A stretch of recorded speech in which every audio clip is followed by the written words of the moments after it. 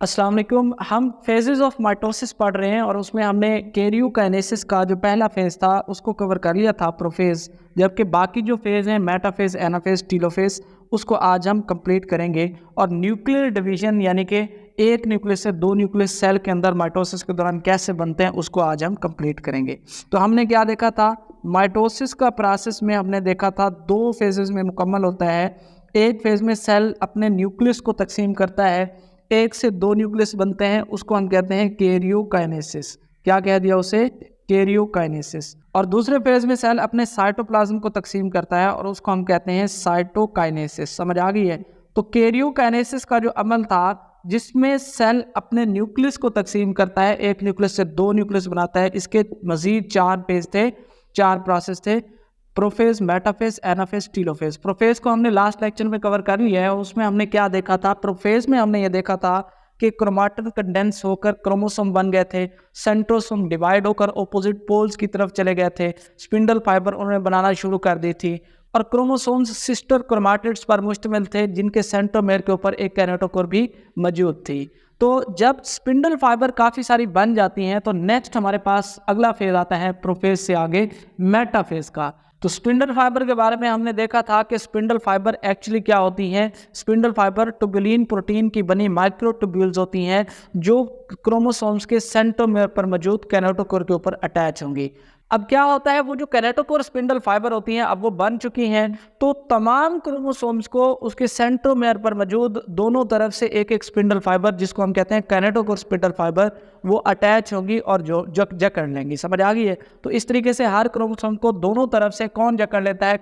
Spindle fibre जकड़ लेती हैं, और क्रोमोसोम्स सेल के बिल्कुल दरमियान में एक लाइन में आ जाते हैं जिसपे हर क्रोमोसोम के दोनों तरफ से एक स्पिंडल फाइबर, जिसको हम कहते हैं कैनेटोकोर स्पिंडल फाइबर, वो अटैच हो जाती है। समझ आ गई है? तो मेटाफेज के दौरान होता क्या है, kinetochore spindle fibres attach with the kinetochore at centromere. Chromosomes जो कि सिस्टर क्रोमाटिड पर मुश्तमिल है, उसके सेंट्रोमेयर के ऊपर एक कैनेटोकोर प्लेट होती है प्रोटीन की, उसके ऊपर जो स्पिंडल फाइबर जुड़ती हैं उनको हम कहते हैं कैनेटोकोर स्पिंडल फाइबर। और जो वहाँ पर नहीं जुड़ती उनको हम कहते हैं नॉन कैनेटोकोर स्पिंडल फाइबर। उनका भी काफ़ी रोल होता है।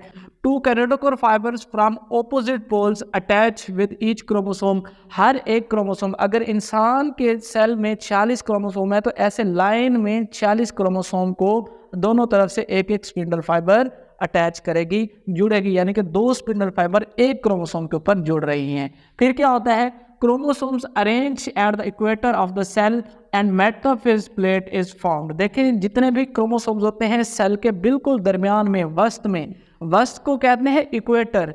जैसे हमारे पास ग्लोब होता है, जियोग्राफी में हमने पढ़ा हुआ है कि ज़मीन का जो ग्लोब होता है ना, उसको एक लाइन दरमियान से काटती है, दो हिस्सों में तकसीम करती है, उसको ख़त इस्तवा कहते हैं, इक्वेटर कहलाता है।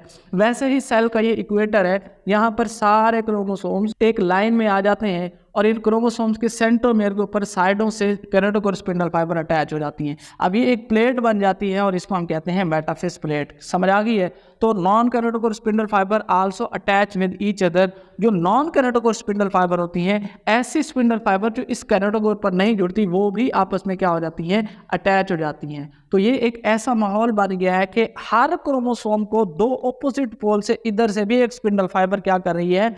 पकड़े हुए अटैच है, इधर से भी स्पिंडल फाइबर अटैच है। स्पिंडल फाइबर एक्चुअली प्रोटीन की बनी होती है और प्रोटीन के पास एक एबिलिटी होती है कि वो कंट्रैक्ट कर सकती हैं, सिकुड़ सकती हैं। जो किसी चीज़ को खींचना हो अपनी तरफ तो हमारे पास प्रोटीन एक बेस्ट मॉलिक्यूल है। तो हमारे पास ये जैसा पट्टा है, ये मसल सेल्स का बना हुआ है। मसल भी एक्चुअली क्या होते हैं? प्रोटीन होते हैं। तो ये जब सिकुड़ते हैं तो इसने हड्डी को मोड़ लिया। अब चूंकि क्रोमोसोम्स हमारे पास सिस्टर क्रोमाटिड्स रखते हैं, सिस्टर क्रोमाटिड कैसे बने थे? एस फेज के दौरान क्रोमोसोम के पास डुप्लीकेशन है, तो इस सिस्टर क्रोमाटिड को यहाँ से इधर और इधर जुदा करने के लिए, इस हालत में ये सिस्टर क्रोमाटिड्स को सिस्टर क्रोमोसोम बनाने के लिए इनको यहाँ से सेपरेट करना ज़रूरी है। तो ऐसे स्ट्रक्चर यहाँ पर जोड़नी ज़रूरी है जो कंट्रैक्ट करके इनको अपनी तरफ खींच ले। तो वो स्ट्रक्चर यही होती है कैनेटोकोर स्पिंडल फाइबर, जो दोनों तरफ से इसको जकड़े हुए। अब ये प्रोटीन है, ये सिकुड़ेगी, ये कंट्रैक्शन करेगी। जब ये सिकुड़ेगी तो अपने साथ लगा सिस्टर क्रोमाटिड अपने साथ ले जाएगी, ये इधर वाली अपने साथ ले जाएगी, दोनों सिस्टर क्रोमाटिड क्या हो जाएंगे? जुदा हो जाएंगे। तो इस तरीके से ये आगे वाला प्रोसेस है। लेकिन यहाँ पर जो मेटाफेज है, यहाँ तक सिर्फ ये मेटाफेज प्लेट बनती है। तो ये चीज़ को हम अभी डिस्कस करेंगे क्या होता है। ये सारा प्रोसेस एनाफेज के दौरान होता है, ठीक है।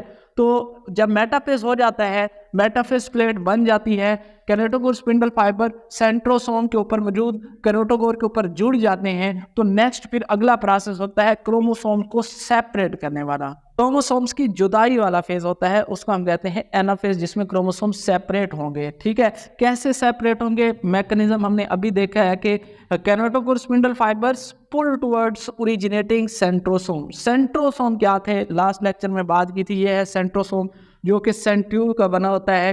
तो ये क्या होती हैं, ये कैनेटोकोर स्पिंडल फाइबर हैं, ये अपने आप को पुल करती हैं किसकी तरफ, अपने सेंट्रोसोम की तरफ, अपने पोल की तरफ, किनारे की तरफ। जो ही अपने आप को पुल करती हैं, the pulling force divides the centromere sister chromatids and they separate. तो ये जो पुलिंग फोर्स होती है, ये सेंट्रोमियर पर मौजूद इन सिस्टर क्रोमाटिड्स को डिवाइड कर देती है, जुदा कर देती है। तो एक सिस्टर क्रोमाटिड इधर आ गया, एक सिस्टर क्रोमाटिड इधर आ गया। अब ये भी एक क्रोमोसोम है, ये भी एक क्रोमोसोम है। याद रखें, इसके ऊपर हम पहले भी बात कर चुके हैं। जब क्रोमोसोम इस हालत में है तो ये भी एक क्रोमोसोम है, जब क्रोमोसोम इस हालत में है तो ये भी एक क्रोमोसोम है। फर्क कितना है, यहाँ पर अमाउंट डबल है, जो कि एस फेज के दौरान क्रोमोसोम की डुप्लीकेशन हुई थी। जब तक ये जुड़े हुए हैं एक क्रोमोसोम है, और जब ये सेपरेट हो जाते हैं, जैसे ये इधर चला गया, इधर चला गया, अब ये दो क्रोमोसोम है। इस कंसेप्ट को अच्छे से समझने के लिए मैंने यही कहा था, जब भी तादाद में आप कंफ्यूज हो, क्रोमोसोम एक है, दो है, कितने हैं, तो आपने जस्ट ये सेंट्रोमियर को देखना है। जितने सेंट्रोमियर होंगे उतने क्रोमोसोम होंगे। यहाँ पर एक सेंट्रोमियर है, एक क्रोमोसोम, यहाँ पर भी एक सेंट्रोमियर है, एक क्रोमोसोम। अब जब ये जुदा हो गया, सेंट्रोमियर सेपरेट हुए, तो ये अब दो क्रोमोसोम है। यहाँ तक समझ आ गई है। तो एनाफेज के दौरान ये चीज़ होती है। फिर क्या होता है, एनाफेज के दौरान ही नॉन कैनेटोकोर स्पिंडल फाइबर जो होती हैं वो भी इलोंगेट होती हैं, क्योंकि सेल्स के पोल्स की तरफ इसको खिंचाव की कुवत देते रहना है, ताकि आगे जाकर टीलोफेज में हेल्प मिले और साइटोकिनेसिस में भी हेल्प मिले। इसके बाद आता है टीलोफेज। टीलोफेज जो होता है, टीलो मतलब टेली का लफ्ज़ जहाँ भी आ जाए तो उससे मुराद होता है दूर, जो सबसे आखिर में है। जब दूर की बात करते हैं, जैसे टेलीफोन, टेलीविज़न, दूर देखना, दूर सुनना, तो टीलोफेज सबसे लास्ट में आता है। और इसमें जो कुछ भी होता है वो प्रोफेज के उल्ट होता है। प्रोफेज हम पढ़ चुके हैं, प्रोफेज के दौरान क्रोमाटिन सिकुड़कर क्रोमोसोम बनाता है। प्रोफेज के दौरान न्यूक्लियर इनवेल्प गायब हो जाती है, न्यूक्लियोलस गायब हो जाता है। प्रोफेज के दौरान स्पिंडल फाइबर बनती हैं। तो अब इस सब का उल्ट होगा, क्योंकि हमने क्रोमोसोम्स को अलहदा करना था, अलहदगी तो हो गई है। तो टीलोफेज के दौरान सब कुछ वो रिवर्सल होगा जो प्रोफेज में हुआ था, रिवर्सल ऑफ प्रोफेज। तो यहाँ पर हम देखें, यहाँ पर एनाफेज में क्रोमोसोम्स को जुदा करने के बाद हमारे पास क्या हो गए, दोनों सेट क्रोमोसोम के एक सेट, यानी कि ऐसे 46 थे। जब वो जुड़े हुए थे तो ऐसे 46 थे। जब ये जुदा हो गए हैं तो 40 इस तरफ हो गए, 40 इस तरफ। ये वाले कंसेप्ट को ज़हन में रखना है। तो अब ये भी 46 हैं, ये भी 40। जब वो जुड़े हुए थे तो इकट्ठे 46 थे। जब वो जुदा हो गए हैं तो अब 40 का सेट इस तरफ है, 40 का इस तरफ है। तो ये आपके पास एक सेट बन गया है। अब वो क्रोमोसोम्स तो जुदा हो गए हैं, अब न्यूक्लियस जो है ना वो वापस जाहिर हो जाएगा हमें। कैसे होगा, न्यूक्लियर इनवेल्प वापस आ गई है, न्यूक्लियोलस वापस आ गया, जो स्पिंडल फाइबर बनी थी उनका काम खत्म हो गया, वो गायब हो गई हैं। तो हमारे पास जहाँ शुरू में एक न्यूक्लियस था सेल के पास, अब कितने न्यूक्लियस हो गए हैं, 2। इसी न्यूक्लियस की डिवीजन को तो हम कहते हैं कैरियोकाइनेसिस, यानी कि डिवीजन ऑफ न्यूक्लियस। अब सेल के पास उसके पास 2 न्यूक्लियस मौजूद हैं, लेकिन साइटोप्लाज्म एक है। आगे जाकर सेल अपना साइटोप्लाज्म डिवाइड करेगा और उसको हम कहते हैं साइटोकाइनेसिस। और साइटोकाइनेसिस के होते ही जो सेल साइकिल का हमारे पास माइटोसिस का फेज है वो मुकम्मल हो जाता है। समझ आ गई है। तो हमारे पास होने वाले इवेंट्स, पहले ये मेटाफेज हुआ है। मेटाफेज के दौरान मेटाफेज प्लेट बनी है, कैनेटोकोर स्पिंडल फाइबर सेंट्रोमियर के ऊपर जुड़ गए हैं। और एनाफेज हुआ है। एनाफेज के दौरान वो स्पिंडल फाइबर जो है कंट्रैक्ट हुए और क्रोमोसोम्स के सिस्टर क्रोमाटिड्स को अलग अलग कर देता है। और टीलोफेज के दौरान हमारे पास क्या हुआ है, जो प्रोफेज के दौरान गायब हुआ था वो अब वापस आ गया है। और एक न्यूक्लियस से अब कितने बन गए हैं, 2 nucleus. This is about karyokinesis. Karyokinesis आज हमारी मुकम्मल हो गई है। नेक्स्ट हम देखेंगे कि साइटोप्लाज्म को कैसे डिवाइड करते हैं। साइटोप्लाज्म की जो तकसीम है वो पौधे के सेल में अलग है, जानवर के सेल में अलग है। तो उन दोनों में हमने देखना है कि क्या फ़र्क है। साइटोकाइनेसिस वेरी वेरी इंपॉर्टेंट, इसको आपने समझना है। इसमें किसी बात की समझ नहीं तो सवाल पूछना है।